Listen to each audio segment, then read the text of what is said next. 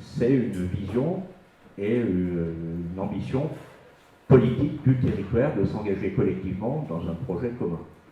Et le but, c'est justement de pouvoir amener un argumentaire auprès des élus pour leur dire qu'il y a intérêt à travailler ensemble sur un territoire. Il va bien falloir que les 49 communes se concertent, se mettent d'accord pour élaborer un plan de territoire ou à tout le moins dans un premier temps un PADD, c'est-à-dire une sorte quels sont les quelques grands principes que l'on va développer ensemble.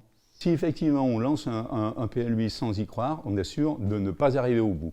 Est-ce que ça va créer un lien entre les 49 communes ?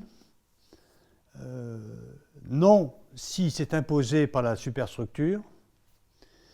Oui, forcément, si les élus en charge de l'aménagement du territoire prennent leur bâton de pèlerin et vont voir chacun des maires. Pour moi, la priorité, c'était la communication. La communication avec les élus. On sait tous très bien que les intercos, on voit ça de très loin. Les élus des communes voient ça de très loin, surtout les petites communes. Donc il fallait absolument qu'on trouve le mode d'emploi, si j'ose dire, pour communiquer. L'élu métropolitain, qui est également maire, va rencontrer ses collègues et on ne se raconte pas d'histoire de maire à maire.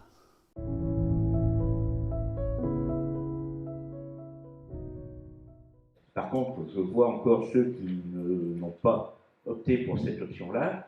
Le discours qu'ont les maires sur la vision du PLUI, c'est qu'à un moment, on reste trop dans la dimension communale et on a du mal à dépasser la vision territoriale de l'interco. Historiquement, sur le Vercors, puisque nous sommes déjà sur le parc naturel régional, et nous avons une charte qui a mobilisé les élus, et qui a forgé une culture de travail en commun à une échelle très large. Donc il a été assez facile que le PLUI, qui a été vu dès 2014, puisse trouver sa place. C'était l'aboutissement et la traduction en termes d'aménagement, de foncier, à l'échelle d'une certaine cohérence intercommunale. Et là, il était bien précisé au niveau de chaque commune que le zonage se ferait avec les élus communaux. C'est les conseils municipaux qui le feraient, en accord avec les personnes publiques associées, bien sûr. Ça a rassuré les élus, ça a rassuré mes collègues, moi le premier, et je pense que... Et c'est tout à fait logique. C'est tout à fait logique, puisque c'est le conseil municipal et le maire qui sont sur leur territoire et qui le connaissent le mieux. Je crois que la première chose, c'est d'arriver à faire comprendre à nos collègues qu'il était important de travailler à l'idée même d'un projet commun, être en mesure de les rassurer, de leur dire peut-être que des points d'étape clés devaient être actés, et on l'a fait à travers une charte de gouvernance, et à faire en sorte finalement que nous loupions aucune des étapes clés importantes de l'élaboration. Au niveau des élus, une organisation on ne peut pas confier ça à un seul vice-président.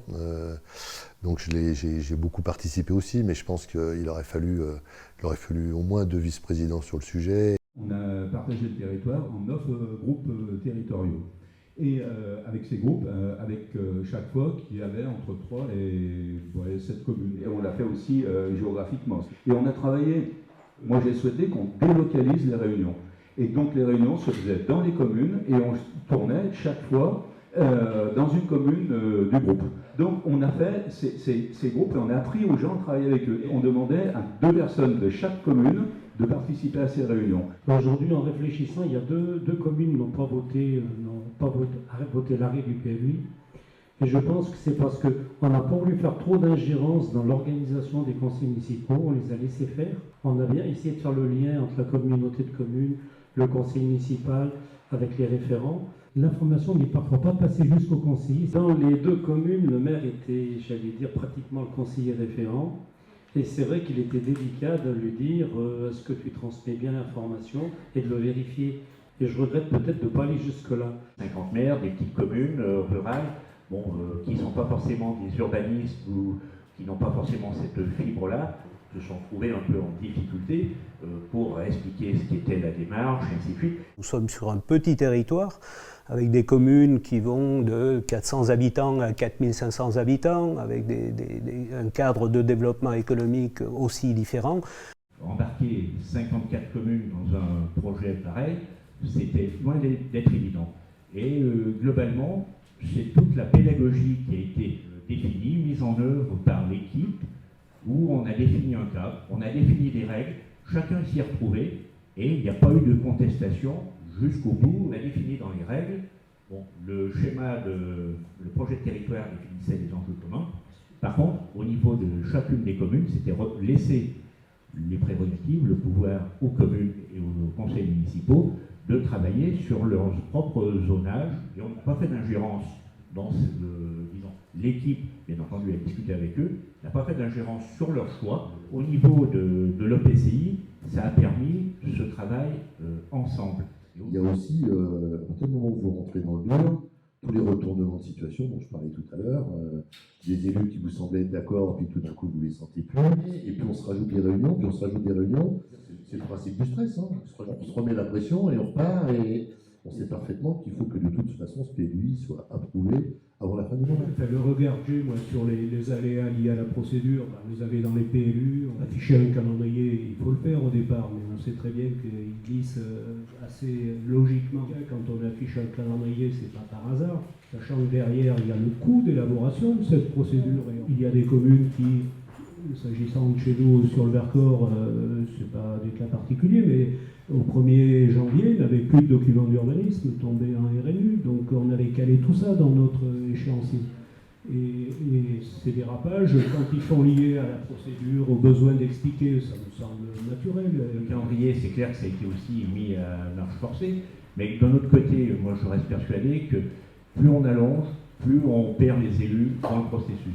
Et on faisait auparavant un document d'urbanisme, mais on le faisait pour aller 10 ans avant de commencer à s'en repréoccuper.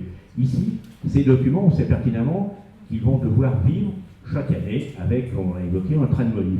On n'a pas forcément besoin d'avoir 100% calé tous les aspects, peut-être comme ça a été dit, de mettre des sujets en attente, et quand ils seront mûrs, et dont les intègre au train de modif. Non, au départ, on s'est dit qu'il faut qu'on en fasse un atout. Que si on commence à dire il n'y a pas le temps, il n'y a pas le temps, il n'y a pas le temps, on ne va jamais y arriver.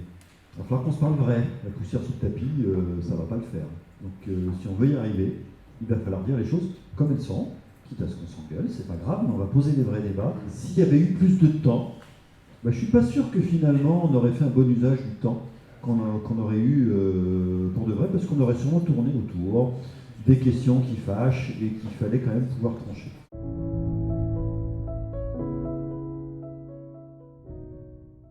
Donc c'est un outil, je pense, qui permet d'affirmer, y compris la prise en compte des spécificités de chaque commune, puisque nous sommes sur un petit territoire. Ceux qui étaient en carte communale ou un RNU, c'est vrai que les règles d'urbanisme, c'était pas leur truc.